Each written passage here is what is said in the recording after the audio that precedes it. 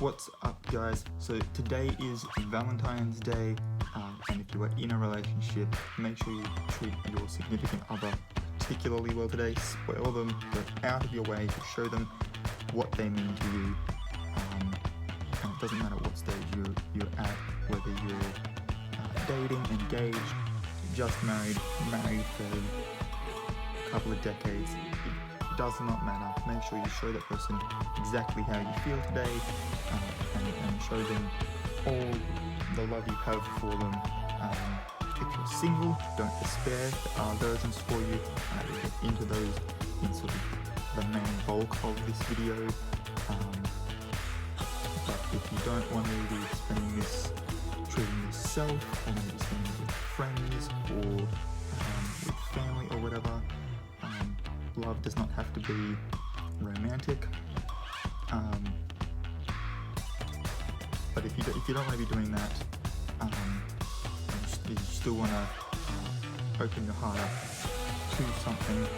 Open it up to a cause such as Febfast. The link for My Febfast is in the description. If you open your heart up and let your love flow forth for this cause, you'll be enabling young people experiencing serious disadvantage to access the resources and the support that they need to lead healthy and fulfilling lives. You'll be helping to build a supportive community where they are valued and included and have every opportunity to thrive, much like a healthy relationship should be. Should be valued and included, obviously, in your relationships. And you'll also be supporting,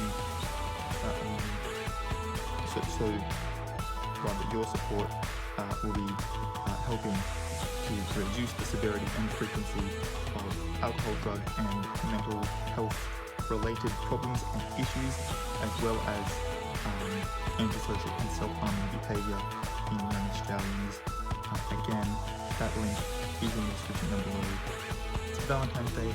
Open your hearts up, not only to your loved ones, but to this cause as well. Donate if you can, but it really means a lot. And with that out of the way, let's get into this video. I have done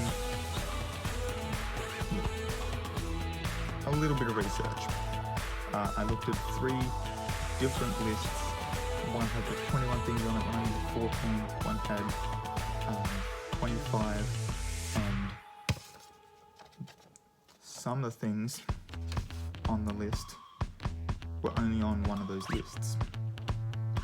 Yes, the one that only had 14 still had its own things that weren't covered on the ones with more items on the lists.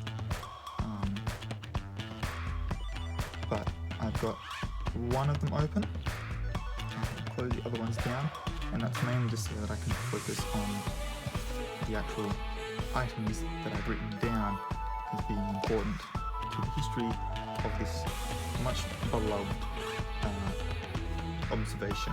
It's not a holiday, really, and the beloved was intended as a little humour there. But let's dive into this. So there are 2 theories about the origin of Valentine's Day. According to history.com, one of those is that the day derives from Lupercalia, which was a Roman fertility festival celebrated on the 15th of February, where men would strip naked and then proceed to spank young women in the hopes of increasing their fertility, or upping their fertility. I mean, it is ancient Rome, okay? We can't expect them to be the brightest bunch. They did steal everyone else's culture to create their own. So, I mean, here we are. The second theory is that during the reign of Emperor Claudius II, he was trying to bolster his army and make sure that all of his soldiers were battle-ready, battle-hardened sort of thing. So he forbade young men joining the military to marry, believing that without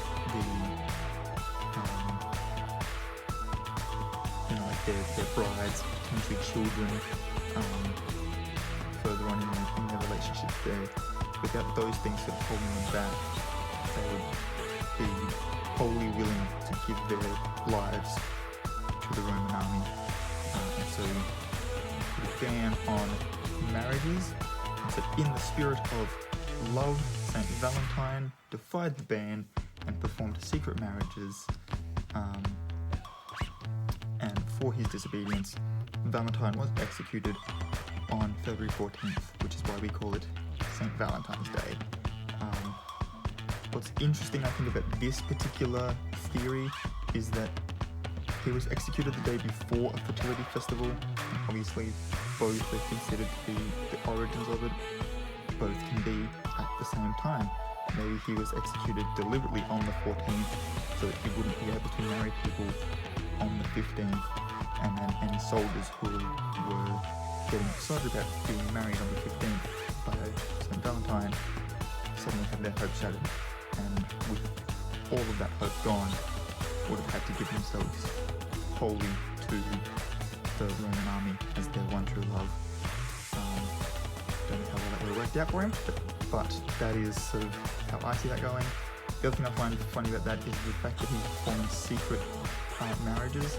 There is a picture on this website where it shows him sort of like in a dungeon sort of setting, and it's giving me very real vibes of the friar from Romeo and Juliet, who similarly performed a secret marriage in that play. Obviously, one of the most tragic love stories ever, universally known. If you haven't heard of Romeo and Juliet, you probably have only just been born. Like that, it's everywhere. That I bring that up for a reason. We will circle around to that. That is probably going to be the last point I make. So stick around to find out why I brought that up. So passing out Valentines, whether that's a card or a letter or a poem, whatever it is a 600-year-old tradition. In the year 1415, so it's now, what's that, 605 years, Charles, Duke of Orleans, murdered his wife while he was imprisoned in the Tower of London. I do have just here the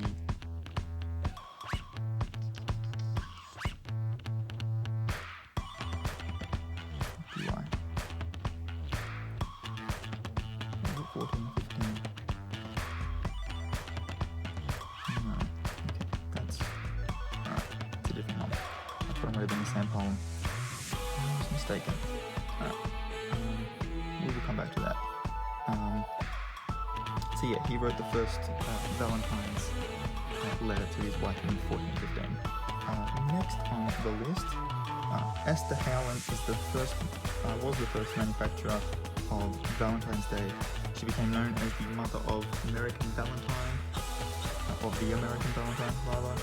for the artistry and sentiment of her designs. Before Howland commercialized them, Valentines were less romantic and more comic in America. Her inspiration came from thoughtful and sweet greeting cards that were circulating in England, and she decided to sell similar designs in the US. They took off, and in the 1850s, another site gave it as 1840s, so sort of late 40s, early 50s sort of era. She earned $100,000 annually off of her Valentine's cards, which equates to about $3 million today, due to inflation. Alright, some of the numbers, and these are going to come up sparingly throughout this site, so as I get to them, I'm just going to give you the numbers that they give me. Do note though that the other two sites gave different numbers. Didn't write them down because the number of other facts that I've got to cover filled up my little slip of paper, and writing 12 different numbers down is not going to happen. So this site gives it as 144 million greeting cards are exchanged industry-wide every year for Valentine's Day in the US alone, according to Hallmark. Now, granted, that's according to Hallmark, one manufacturer of greeting cards. Another site had somewhere closer to 1 billion, and I think that may have been worldwide. Was 1 billion. So it's a pretty big deal. In the Middle Ages, young men and women would draw names out of a hat to see who their Valentine would be. So it was very sort of in the same sort of vein as like Secret Santa. Like you draw, okay, that's what I've got to buy a present for. Same sort of thing, but the men would pick from a bowl that had women's names in it. The women would draw from a bowl that had men's name in it.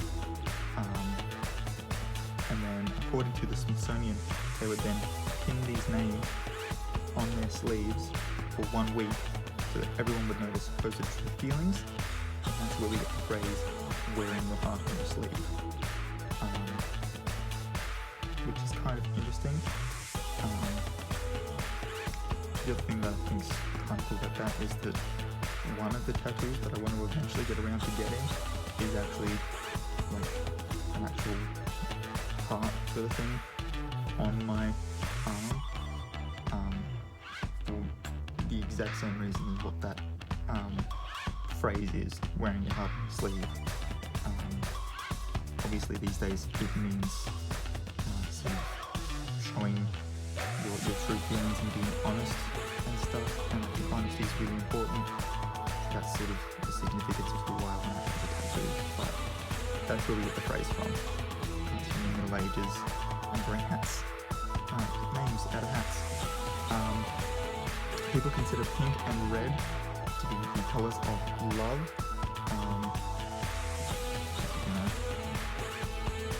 Fun.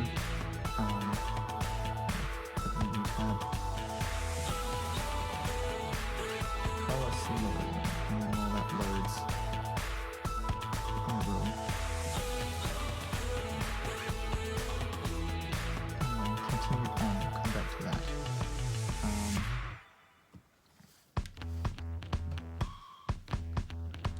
This came up a couple of times, but I want to sort of not focus as much on this, so I'll quickly address it. But the candy hearts that you get with the little like be mine or I love you messages stamped on them were originally medical lozenges. In 1847, a Boston pharmacist by the name of Oliver Chase invented a machine that simplified the lozenge production process, resulting in the first candy making machine. After identifying an opportunity to revolutionize the candy business, Chase shifted his focus from candy production, creating the Necco wafers, and it wasn't until 15 years after the creation of the Necco wafer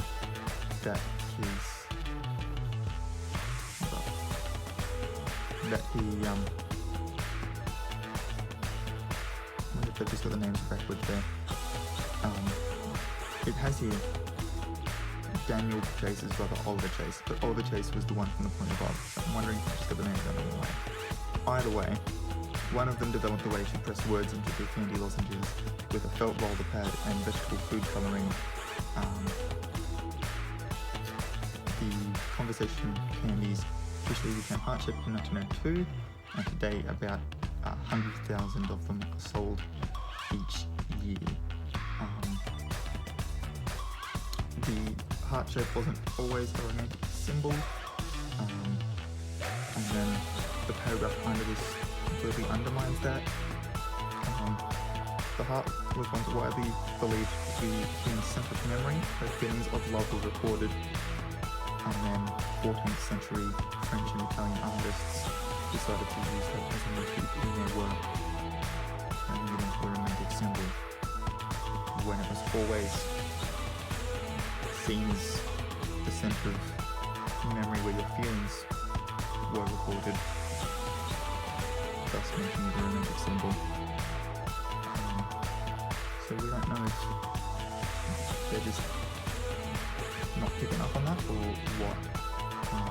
Alright, let's see what we got here. Sure, we'll use a chicken. Yeah, no, that's the right one is much too small. I finally got the thing up.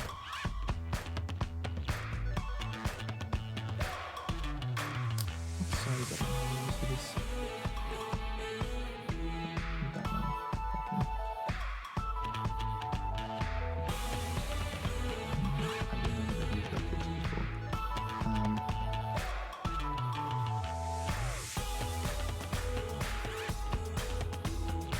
Okay, here, I can read this one. So red symbolizes, among other things, passion, romance, excitement, and pink also has romance. It also has compassion, faithfulness, beauty, love, friendship, and sensitivity. And they are generally seen as the colours of Valentine's Day, which is why pretty much everything's left in one of those colours for Valentine's Day. Cupid's bow and arrow aren't just for show. So when you see like the little cupids on cards and stuff, he's actually the son of Venus in Roman culture. In Greece he was known as Eros, where we get the word erotic from. And so he's often depicted with a bow and arrow, and is said to, in those cultures with their myths, he would pierce the hearts of mortals, and that would cast a spell of love on them.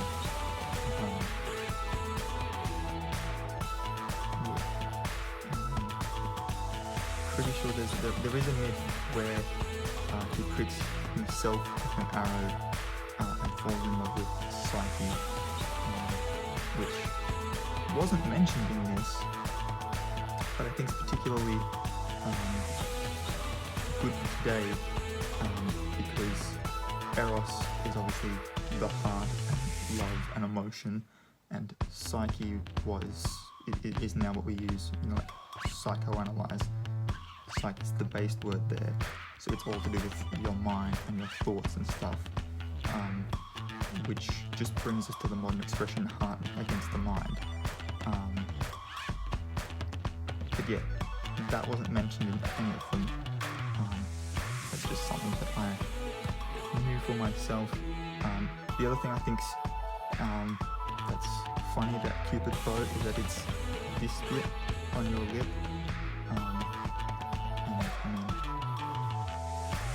People are going to be kissing each other today, so the fact that the lips have a part called Cupid's bow, the whole shape of the top lip is of a bow, so there's also that as well that helps tie Cupid's bow in. Roses are the flowers of love, purely because the goddess Venus liked them. That's literally it. The bud stands for strong romantic feelings, so it's no surprise that they make up the most popular Valentine's Day bouquets. Obviously, as the bud blooms and the flower grows, the love's supposed to go as well. That metaphor kind of ends when the flower starts to wilt and die, however, because flower is still a living thing and will eventually die. Okay, so Valentine's Day, to no one's surprise, is a very popular holiday to get engaged. A 2017 study by Dynamo retailer James Allen found that 43% of millennials chose Valentine's Day as their top choice of day to propose or be proposed to. One of the other sites gave a figure around about 6 million proposals will happen today. So if you just got engaged, congratulations. You're literally 1 in 6 million. Our next list. This is how much, and again, this one's just Americans. I'm obviously on an American site. But Americans spent $20.7 billion for Valentine's Day in 2019, and around about 27.4 billion in 2020. So at that increase, it's going to be another, what's that, 6.7? Which is going to bring us to 34.1 million, if my math is correct. You can double check me if I was off by a slight margin. Let me know. If I was correct, let me know. Either way, pretty sure that's the ballpark we're looking at.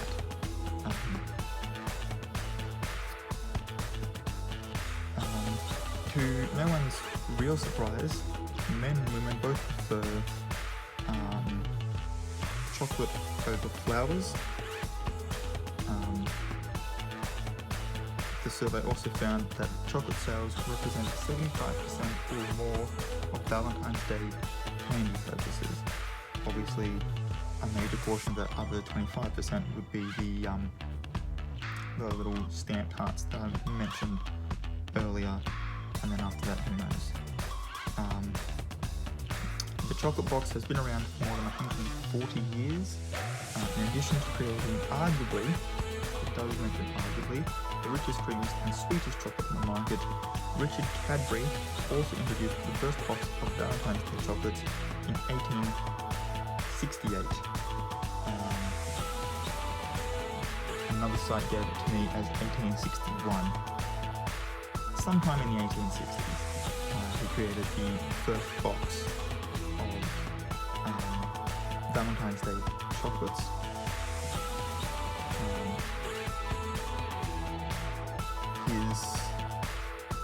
I believe it was his son later developed the heart shape for the box, as well as potentially for the chocolates themselves.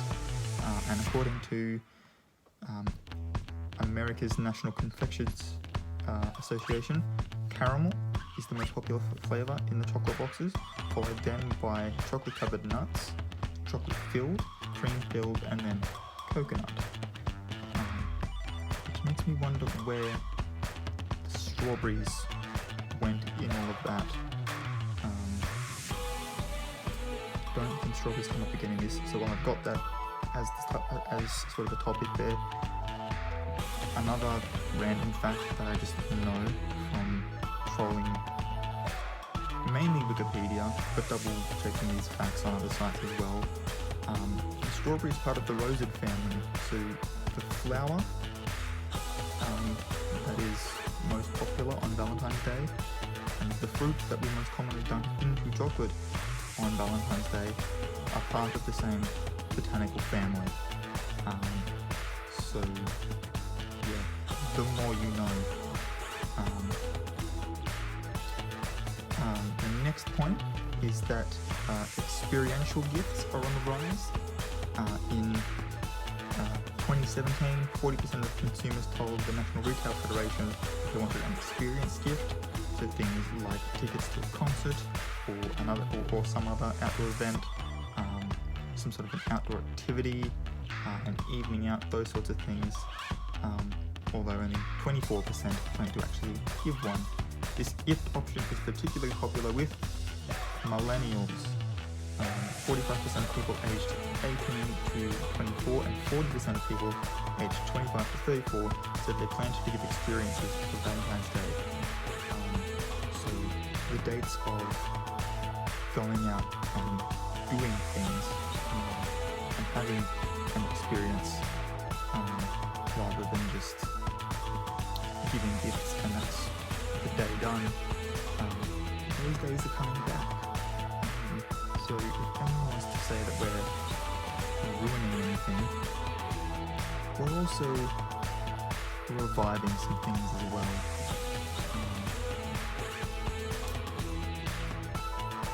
Whether it's because they're single, because they think the holiday is beyond cheesy, about 3 in 10 adults reported in a survey by the National Retail Federation that they are not celebrating the Day of Love, though they may treat themselves to a small gift for a night out with friends and family.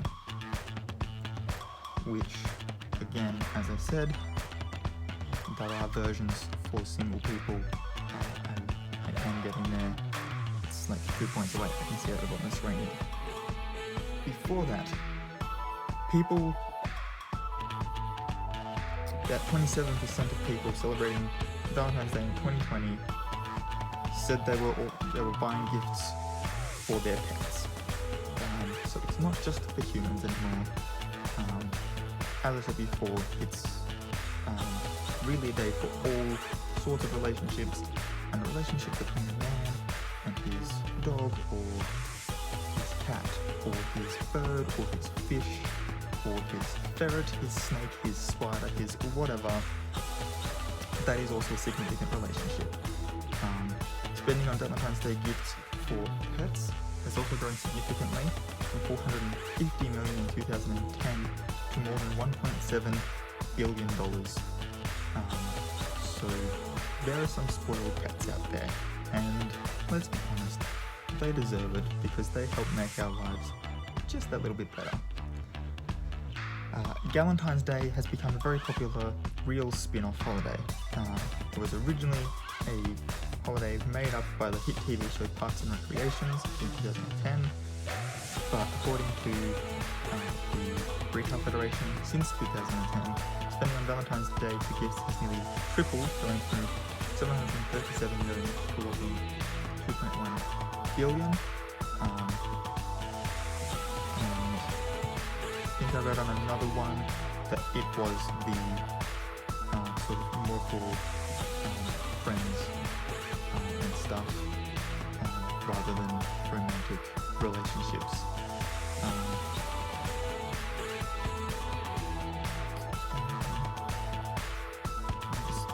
This site swings us back around to roses again. They account for more than half of all Valentine's Day flower sales. Let's see. Jewelry is one of the most after experiences, because obviously they're on the rise. After that, the most popular gift to give is jewelry, and obviously with engagements being on this day, kind of makes sense that maybe that morning the guy would go out and get the ring, and so giving jewelry on Valentine's Day makes sense when you look at that. It's celebrated differently in a couple of different countries. I'm no longer looking at the site, I'm looking at that paper now. In both Finland and in Latin America, so I don't know if it's just Finland or if it's parts of Europe as well, but they focus on, like they still do the couples thing, but the holiday is also more focused towards relationships to your friends. In Japan, they have a particularly interesting version of it. On February 14th, only the women give gifts of predominantly of chocolate to their boyfriends, fiancés, husbands, etc., with the quality of the chocolate reflecting their true feelings. So if you get cheap chocolate on February 14th from a woman in Japan, as opposed to if you get really nice chocolate, it supposedly shows you how much they actually love you. Men return that favour exactly a month later on March 14th. It is bad luck to sign a Valentine's card or letter. The idea there being that because back in St. Valentine's Day, August the 2nd, the marriages were secret, so the secret part has become who the Valentine is, as well as until you, in the Middle Ages, until you actually saw someone wearing your name on their sleeve, you would not know who had chosen you as their Valentine. So the secret part's still sort of there, with it being bad luck to sign your card. And I think the other thing too is that the first person who made a Valentine was already locked up in a pretty notorious prison in the centre of London at the time. So all in all, pretty bad luck, which is where the X apparently came from. If you've gone through high school and done algebra, you know that X equals an unknown factor. So the X symbolizes, that an actual person wrote that, and was usually signed with an X by people who couldn't write their own names, and it was witnessed by someone, and they would then kiss it to show their sincerity before the letter was sent, which is where the X gets related to kisses, and obviously hugs are O's, because that's the shape you make with your arms. In order of people that receive Valentines, teachers receive the most, which kind of makes sense. They get it not in their own personal lives, but each of their students would also give them one. So each teacher gets about, going off average class sizes, would get about 30-ish a day, where most other people would only get one, which is another thing. You're only supposed to give one Valentine a day.